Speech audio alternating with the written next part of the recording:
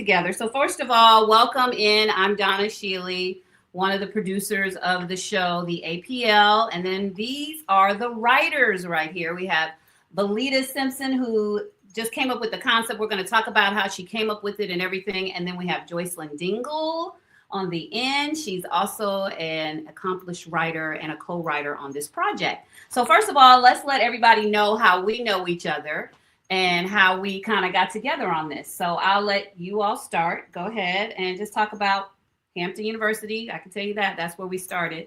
But let's go from there in terms of... So hi, everyone. I'm Belita Simpson, ATLian, live in Chicago, and have been friends with these ladies since college.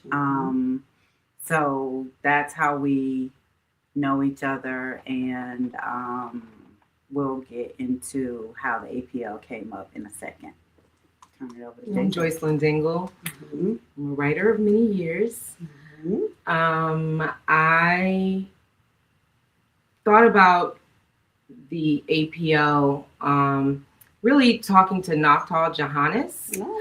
That is how the script idea came up. Naftal is a librarian in Savannah, Georgia.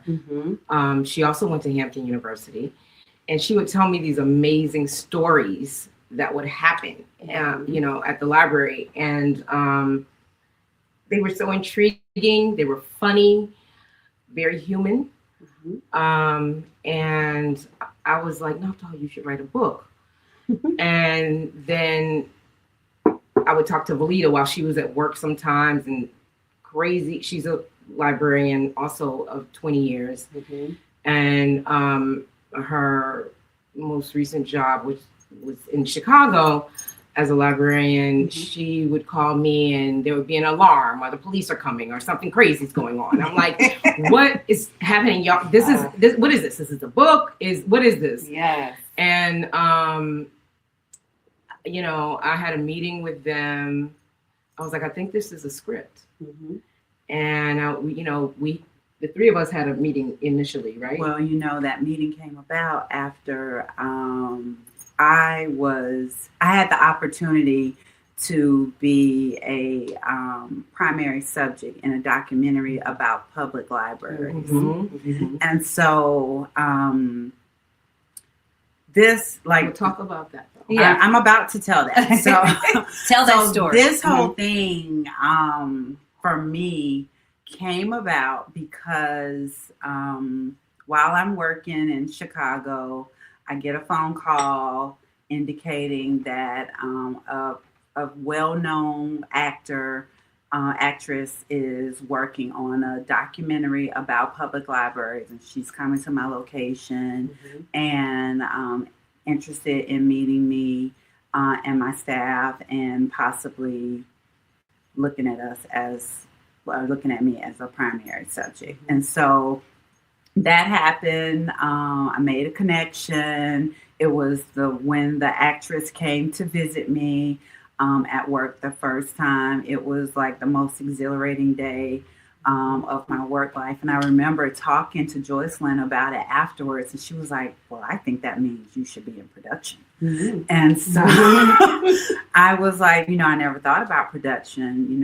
Writing is something that I always toy with, but that's a thought. And so as I moved forward with working on this documentary about public libraries, I was totally intrigued and excited about the production work, and said to Joycelyn and Naftal, I think we should work on writing this thing. And that's how the writing started.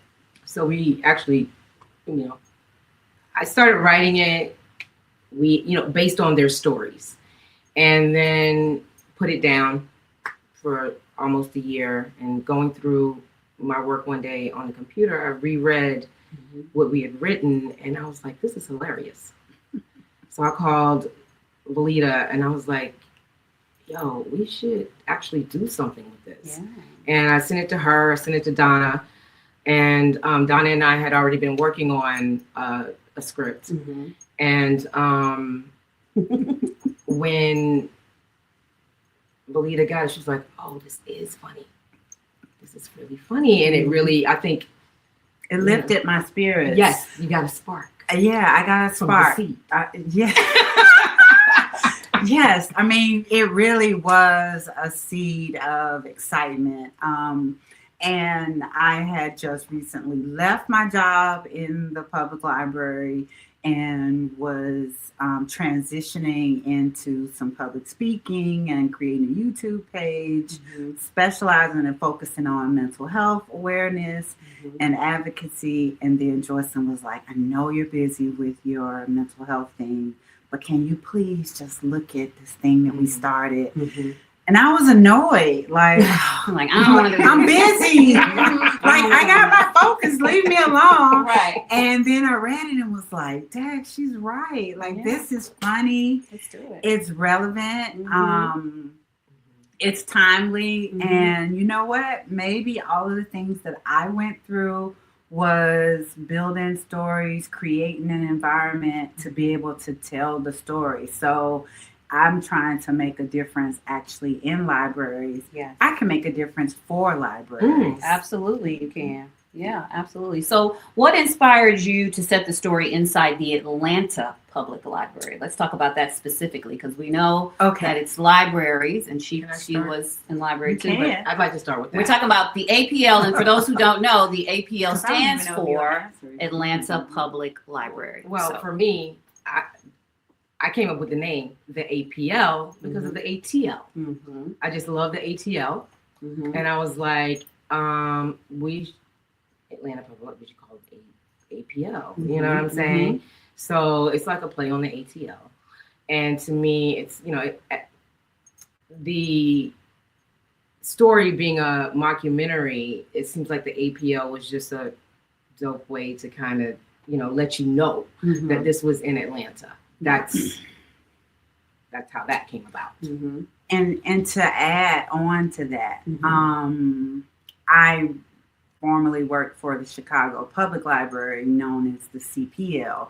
And so here in Atlanta, the public library is the Fulton County Library System and not the Atlanta Public Library System. So there was an open opportunity for us to go ahead and play with the APL and use this as ATL. And I want to say, Joycelyn has mentioned mockumentary a few times, and I talk about the fact that this whole idea started for me from a documentary, and a mockumentary is basically the cast of the TV series acting in front of a documentary team that's filming them while they're at work. And this is a workplace mockumentary. So, it's a whole play on the whole thing that occurred for me in the library. Yeah, very similar to The Office, if you've seen The Parks Office. and Rec. Abbott Elementary. Yes. It's that type of feel, as though someone's filming them as they're in their workplace. Community, I think that's one too, right? Absolutely. So workplace mockumentary, but from an African American perspective in Atlanta. And I also want to say that, libraries, in public libraries, 20%, less than 20% are African American librarians in public libraries. We are a real minority in this profession. And so, someone asked me, like, how do you feel about, is the APL realistic from a predominantly Black perspective? And my answer to that is yes, because every public library that I have ever worked in has been predominantly Black in Atlanta and in Chicago. And so the experience is real, and public libraries and the experiences that you have in them are very similar from city to city, from town to town. And so we really play that up and talk about all the weird and funny things that happen. Awesome. Well, one thing that really stood out to me, and I'm just one of the producers on this, so, but these are the writers. But one of the things that really stood out to me was that this in the script is that the library feels alive.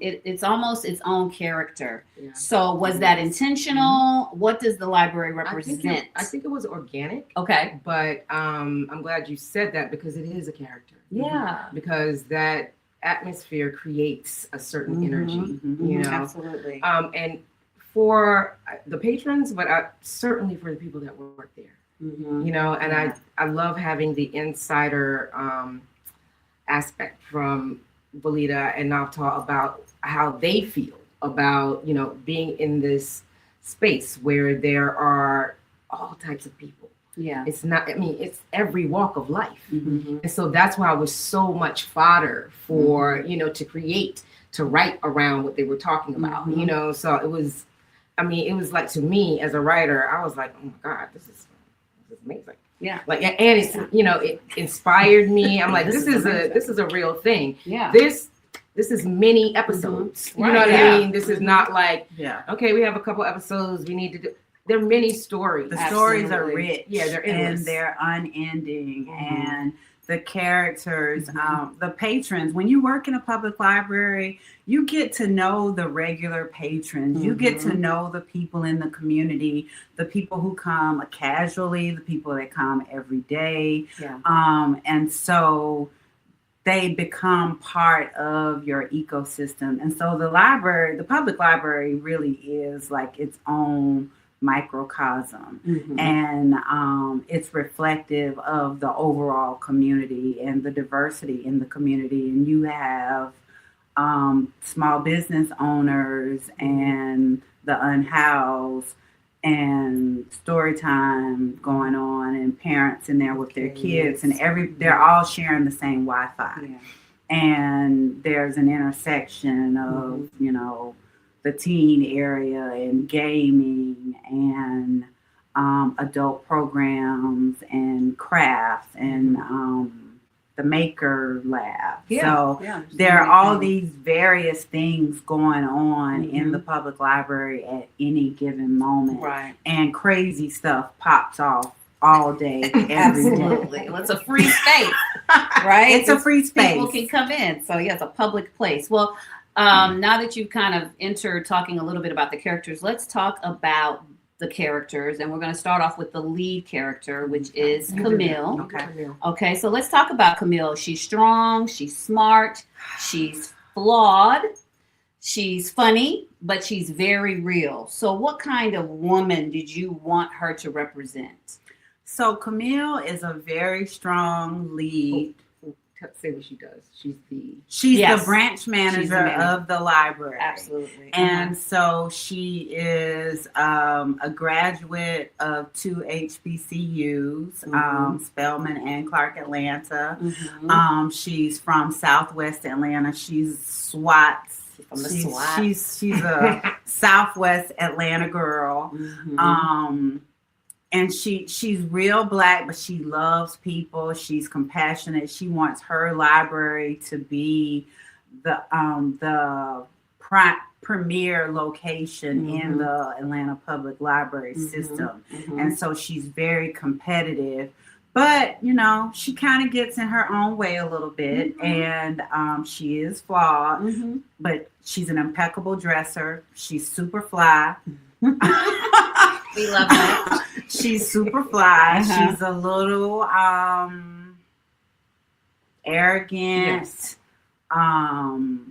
She makes lovable. She makes compassionate. She makes bold decisions. She's a mixture of a lot of women that I know.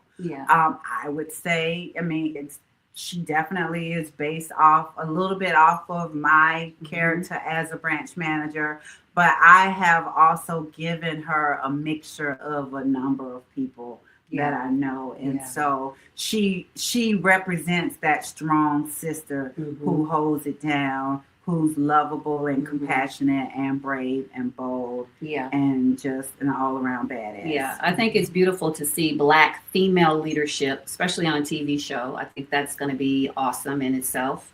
And she's brilliant without being perfect. And that's realistic. People can relate to that. And she's the kind of manager who can correct you, and still make you feel seen. Mhm. You'll find that out about her in the show. That's the type of character she is. And so she makes a really great lead character. Mhm. But we got to have a supporting cast when you have a show. And so let's talk about some of the ensemble. You know, one of the strengths of the pilot that they have written is the ensemble. And everyone feels distinct. Mhm. Okay. Mhm. So how did you approach building such a diverse group of characters? Well, I think that, talking to Valita, talking to Naftal, Johannes, it's very clear that the unhoused use the library as, I don't know what they use it as, but they're there. Lots of they're a lots. part of it. they're a part of the Anything they library. need at the moment, it could be that. It could Yeah, be. so their different stories really Mhm. inspired me, like using a little bit of each thing that they were talking about. But yeah, so there's a character, his name's Eric, and he has, mental health issues. They don't know the issues initially, but he is really, like, he feels like the APL, the Atlanta Public Library, is his place of business. That's where he works. That's where he goes to get on the computer. He has a specific computer he likes to use, and he's serious about it. And he is serious about the Atlanta Public Library as the place he goes to every day. And I think that's, we come from a comedic perspective from it, about that, but, I see that. I do myself, like the library, and yeah, and it's a place where you can feel like you belong without having to spend money. It's a free space, and that's one of the beautiful things about the library system in general. It is a free space for everyone, but that is what makes it such a great script. But Eric, to me, is Jonelle, who's on here. She read the script and she's like, okay, well, let me tell you something about Eric. There's something more to him. He's got something going on. Yeah. Like, he has a backstory. Yes, Yeah, that's what he she does. says. He does. Everybody, all the characters have backstories. They do. Yes, Yeah. right. And so Eric is a regular patron that is not unhoused, but he lives in a boarding house. And so there are multiple characters. Let's talk about Sarah. Sarah is the children's librarian. She's a colorful, whimsical personality with colored hair. She's a white girl that is like a strong ally and down for the people. And she adds a lot of charm and sincere comedy. However, when Valita was creating the pitch deck for the characters and how they would look, and she sent me the image of Sarah, I was like, she's the pictures that she created, she was very whimsical. It was a lot for me. I was like, would somebody? Realistic? Yeah, I was like, is that realistic? And she's like, yes. And then I was like, okay. And then I went on Lemonade. On Lemonade, they have this girl. They have a lot of librarians who show you what they're wearing every day to work. But there was this white girl, and if she's not Sarah, she looks just she's like the Sarah. Children's librarian, and you were spot on about how we should present her. Yeah. And I love that. I love, because anything I do, I'm going to research it. Yeah. And so she's like, this is what she should look like. Okay. I'm like, okay, I'm going to go and see for sure. And I was like, damn, she was right on. See? So I appreciate, the perspective of a librarian as a writer, but also just, I know really the paying world. attention. Yeah. I know the Yes. world. I've Yes. lived in the world. I've in different settings for a number of years. Right. And so it feels so cool to be able to identify, like we have a character, JB Sack.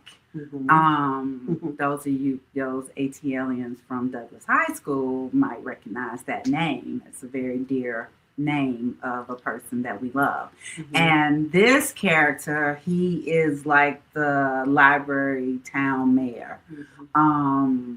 He Building is the engineer. building engineer is his role. Our screen just changed. Oh. And Our screen said we're done. okay, so he's a building engineer, and but he knows everybody. He knows all the patrons, and he loves where he works, and he gives a lot of comedy relief and contextual background information about what's going on in the series. And so he's very lovable. When some people I've shared the script with have read it and they think of another character that they've seen on Abbott's Elementary, that wasn't intentional, but I do kind of see some of the similarities.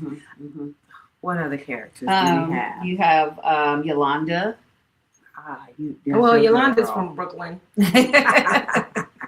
Yolanda, she's very serious about her job. She's the assistant manager to Camille. And straight-laced. Yeah, she thinks that Camille is a little aloof. Wow. Yeah, she doesn't always appreciate Camille's manner. Extravagant. And she, so it's a mockumentary. Yeah. So while she, when you're watching it, she's just very professional. But when you see her confessional or, when she's interviewed, she gets very Brooklyn. She's like, yo, I don't like this. But you only see that in the confessional. So I really wanted her character to show the beauty of a Brooklyn girl. And she, does that well. I can't wait to see who we cast for that. So. Awesome. Yes. And we don't want to give too much away. So, we're just showing you that this script has depth. There's characters that all have a storyline and they all bring character and life to the plot. We also want to encourage you to write in the chat, make comments. You can have conversations in the chat. If you have any questions, you can talk amongst each other in the chat. We want to see the chat moving, so please do that as well. All right, so I wanted to move on because the script is funny, guys. You need to know that the script is funny, but it's also saying something at the same time. So how did you guys balance humor with real issues like mental health, bias, and access? And we're talking real issues, but it's funny. So talk to us about how you guys came about with, the balance of that. That was work. That was hard. That's the hard part. It's not easy. Because from a humanistic compassion standpoint, there are a lot of hard, tough things that happen on a regular basis in the library and to pop off at any given time. And so creating a balance so that it is not dark and scary and ugly, but funny. Because I find myself, in the moment at work going through a time that might feel a little uncomfortable or riveting even, but then after the fact, once I've made it through the circumstance, it is quite funny. And so Joycelyn and I working together as a team, that has been really great because, sometimes I'm like straight, real serious. And she like, yo, that's not fun. We got to lighten it up. Like, and so it's been a wonderful dance, right? Yeah, it has. It's been a really beautiful dance of keeping it funny and light. And also making a point. Yes, thought-provoking. Which is really important, especially to Belita who has lived this experience. Right. So, it's always, the dance is like, this happened. Okay, so where is the humor? And how do we create that? And without making too much light of it. You know what I'm saying? Let's get the point across. Right. But also this is a comedy, and it was, That's so funny. I think the people who are on Instagram, I think you're just seeing Belita. Oh my God. Oh, It's wow. okay. It's okay. Scoot over here. If you go on YouTube, We need a tech person. if you go on YouTube, though, you can see all of us. But Instagram people, we're here. You just see her. Scoot in again. No, This is me. Oh, where are we? See, there and you I'm go. the one talking, Okay, asking Donna. questions. See, Hi. now all But three you of can us hear are us. there. But they can hear us, so they get the Okay, point. wow. Yeah, Oh my because there's God. 17 people over there. Okay, so anyway. I'm glad you figured that I out. know, I was like, why is it just on her? Anyway, I mean, not that that's wrong. That's good. That's why you were in the middle. Okay, so. It's the librarian. Yeah, so Kierna asked a question in the chat. She wants to know if is it 30 minutes or is this an hour format? That's an excellent question. Mhm. It's a half hour mockumentary series, and so 30 minutes starting out the gate. Mm-hmm. Mm-hmm. And then Naftah, who is also helpful on this project, says, I'm so glad you all were able to bring this idea to fruition. Love it and love y'all. Oh, we love you too. Girl. Mhm. I love so you much. and I loved your stories. So that was a big part of this. Great stories, great stories. Mhm. So let's talk about what the show is and what it isn't. For clarity for you all, this isn't a library show in a narrow sense. Okay. Right. So we don't want you to think, oh, it's just about the library. But how would you describe the APL to someone who hasn't read it? I've read it. They haven't read it. So if you had to, in a nutshell, how would you describe the show? Just real quick. Mm-hmm. I would say that the APL is a half-hour mockumentary about public service in a public library.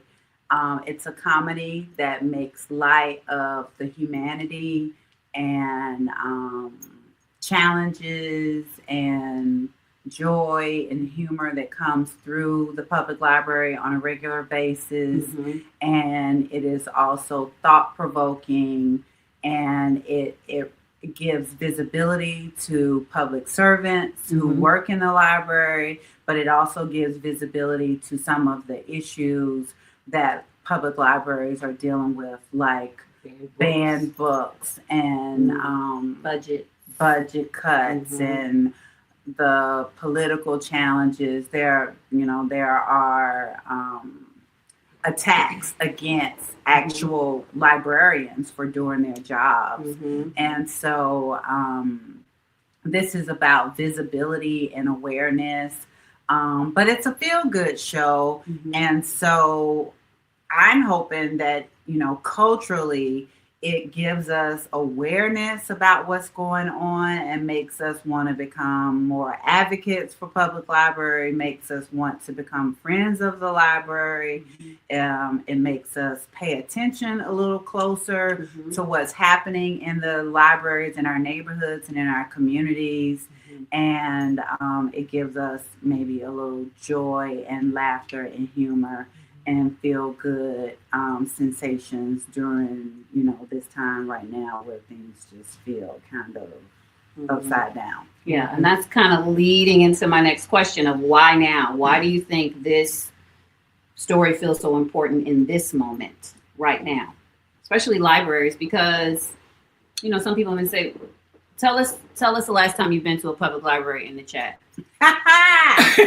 I'm curious. That's I want to know the good last question. time you were in a public library. We were just at the public library because we've been filming stuff. But I'm talking about just going to the library. I want you to put that in the chat. When was the last time you were there? And so why do you think this moment is good to have this story? Well, go ahead. Well, I mean, for me, I want to say two things. Okay. The whole ban on books it really upsets me, and I feel like this is an opportunity for us to kind of highlight maybe some of those books. So it's we do have opportunities for books to be highlighted. Very simply, like if let's say T.I. comes to the APL and he's checking out a book, and then we see the book. Oh, he's getting Between the World and Me for his son, and what I'm saying, or he's getting somebody's getting the autobiography of Malcolm X, or Assad, whatever, these books that are not, are trying to be banned. I just can't even wrap my mind around that. Yeah. But I think it's an opportunity to, do those things. I probably shouldn't even say that right now because we just do it on the low. But I'm just saying this is how I feel about it. Right. Like writing it, I was like, ooh, we can put between JB Sachs can be reading Between the World and Me. That's exciting for me. And it makes sense here. Right. So and you just see him reading the book. It's not like a big statement and a cartwheel. It's just that it's a dope book. Yeah. And we are, it's that opportunity to just let that cover of that book or somebody opening the book and having a conversation about something else, but you see that cover. There's this book, Turtles All the Way Down. It's about mental health. That's in the pilot. Yeah. So I'm just saying, it's just, for me, it's just a beautiful opportunity to highlight books as well. Yeah. I think that's going to be great. That is great. I'm highlighting the books. I also like highlighting the humanity and the stories, the backstories of the people that work there. We talked about the library being a character itself, but it's like a living organism, and so the staff are like the limbs of the library. You know what I mean? The patrons are kind of the heartbeat of the library, and they all have stories. The staff, the patrons, the ones we see on a regular basis, the ones we don't see that often, the parents that are coming in because their kid has a big project. And so, but one thing that I want to just circle back, Donna asked you all to put in the chat, like the last time that you've been to the library. And this is a conversation that I've had, with my colleagues quite often, is how we engage the library in the African American community is very different than the majority community, in that oftentimes we don't look at the library as this valuable asset where we can go and check out 50 books at a time for our kids, so we keep our kids reading through the week. I mean, there are some of us that do that, but the vast majority, we don't engage the library that way. We don't see the books always as a valuable asset to keep in the home, or we don't see the programs as an opportunity to get the kids engaged, or even to have some social opportunities, some social experiences yourself. And so hopefully the stories that we share in this series will just inspire people to engage the library and think of the library in a different way. Yes. Just looking at some of the comments, I'm glad this project is happening. Only people who frequent their community libraries realize how integral a library is. This is also a third space. There's a big moment to encourage third spaces, not that people, live online. Third spaces, first space is home, second space is usually work. And so it talks about third spaces. So it's really good. 2023, last time someone was in the library, people say they go online, someone says they have two overdue books right now. You know what I'm saying? They got 2 books overdue right now. So they're like, what you talking about? No fines. Most libraries have no fines these days. Look at that, no fines. Come on now. Y'all. What did Nocto say about Eric? She said, for people like Eric, the library is a place to be where they can catch their breath and not have to look over their shoulder for fear of being put out, like a restaurant. They feel or some other. They comfortable. feel comfortable. They know they can stay there and be there. That's all really good. They can stay I've there had all day. patrons come that are waiting when I open in the morning, and they are there until we leave.